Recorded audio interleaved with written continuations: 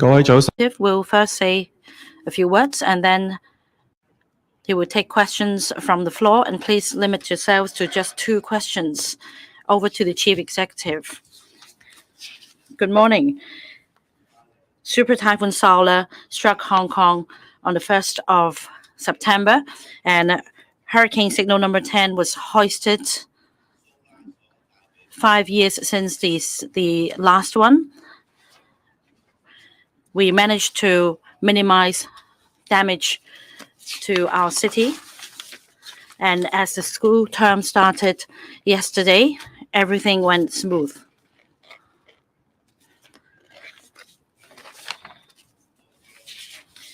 We were able to minimize the damage caused by this super typhoon to our city because of our effort. For example, the Chief Secretary for Administration effectively coordinated relief work across government departments, and all government departments and staff remain steadfast in their posts, so that with team spirit and synergy, we managed to tackle the typhoon effectively. The district services and care team also participated in our work. They are familiar with their neighborhoods, and they are good at communicating with the public. Thirdly, we activated the government-wide mobilization level, and in 2 consecutive days, we mobilized government staff to work at the front line to conduct relief work. In the whole course, civil servants have become more familiar with this mechanism. They have learned from this experience and strive for perfection. Fourthly, in preventing and preparing for the typhoon to come, the community and members of the public have worked with the government so that with a concerted effort, we managed to minimize damage to the city, and this is essential. The 5th point is that the government disseminated information way in advance so that we could disseminate the information extensively. I'd like to thank everyone, and I will be asking the Chief Secretary for Administration to draw on this experience. As I said earlier, we will be looking at promoting night economy. The Deputy Financial Secretary is actively preparing for this initiative. We have been liaising with different sectors and have received positive feedback from them. There will be extensive participation. For example, many shopping malls will be extending their operating hours and providing various concessions and coupons so as to bring vibrancy to our night market or night economy. There will be activities held in different districts. With early implementation, I will seek to brief you on the details next week. I'd like to make another announcement. On National Day, on the 1st of October, we will be giving a fireworks show at night. And by then, there will be a spectacular fireworks show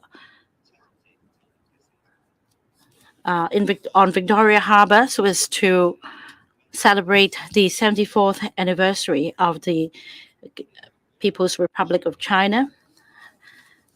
There will be a series of activities and concessions so as to bring vibrancy to the city's nightlife.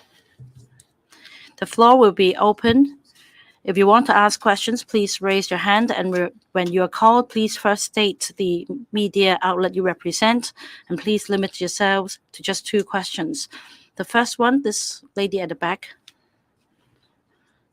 Good morning, Chief Executive. I'm from TVB. My first question is this. Now, the government has implemented the streamlined mechanism of retiring officers in the public interest on grounds of persistent substandard performance with a view to enhance performance management and enhance the efficiency of the civil service. But are you worried that with this mechanism in place, the performance or morale efficiency of the civil service will be undermined? And the second question is that in orientation camps in different universities recently, we have heard about cases of students taking drugs or committing indecent assault. Now, the matter has been reported to the police, and yet no one has been arrested yet. What is the government's take on this problem? Will the Education Bureau intervene? We've streamlined and enhanced the mechanism of retiring officers on grounds of persistent substandard performance. For the purpose of enhancing performance management, we have 180,000 civil service, and the only purpose is to enhance public service so that they perform up to standard and deliver effective public service. For those with substandard performance and those with disciplinary issues, at the end of the day, they will impact on the morale of civil service because other civil servants may be affected. Now, as far as this mechanism is concerned, under the streamlined arrangement, we have an observation period, and the civil servants in questions can make representations and lodge appeals. This can help enhance efficiency in general. Now, in relation to sexual assault and other law-breaking behavior recently happened in orientation camps in universities, we must not tolerate any such behavior because the university students are the pillars of society in the future. We have expectations on them for them to behave. Any law-breaking behavior will be unacceptable. For school sponsoring bodies, management of universities, they need to ensure that a proper learning environment is provided within campuses. Apart from protecting students, they will also need to ensure that students behave properly. For law-breaking behavior and acts of assault on other students, these should be dealt with expeditiously by the school management, even before law enforcement has taken place. Now, if the behavior in question is not against the law, but against the rules of universities, the management should also take action because, after all, we put in a lot of resources in these universities. So they are responsible. Some English questions from the South China Morning Post. The first question, at least 9 restaurants that originally promised to hold a banquet for the Democratic Party over the past 2 years have canceled at the last minute. Would this development, which some might suggest involve political pressure, send a mixed signal for the party's participation in the upcoming district council election where authorities hope they would run? And would you agree perhaps with views by pro-establishment lawmakers that holding the banquet itself is a form of soft resistance? The second question is, recently, some lawmakers have also courted controversy over their participation in a singing concert, as well as 2/3 of bills in the current LegCo term were passed in the presence of less than half of total lawmakers. How would you see the performance of the lawmakers under the current Patriots-only system? Is there room for any improvement? Thank you. Well, any organization that wants to organize activities for their own is a matter for themselves. How successful they can do that is also a matter for themselves, and how things can be arranged. As regards participation in the upcoming district council election, it is open to anybody who is qualified according to the law. The only requirement that I can see is they have to be, first of all, be able to swear allegiance to the Hong Kong Special Administrative Region and uphold the basic law.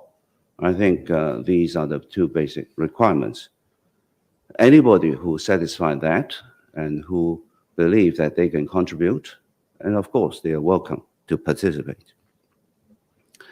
As regards public officers who discharge their duties, whether it is government officials or legislative councils, then of course they are subject to the scrutiny of members of the public and the press, and I'm sure that they will be having their ears wide open to listen to any opinions about what is expected. As regards the improved legislative election, which has produced the current legislative council members, they have been, I think, making good performances to pass legislations and also in good communication with the government. They also make a lot of suggestions to improve policies in some areas. They also have criticisms of the government where they think the government require improvement. So I thank them for making all these views to the government to ensure that the measures that the government take will benefit society.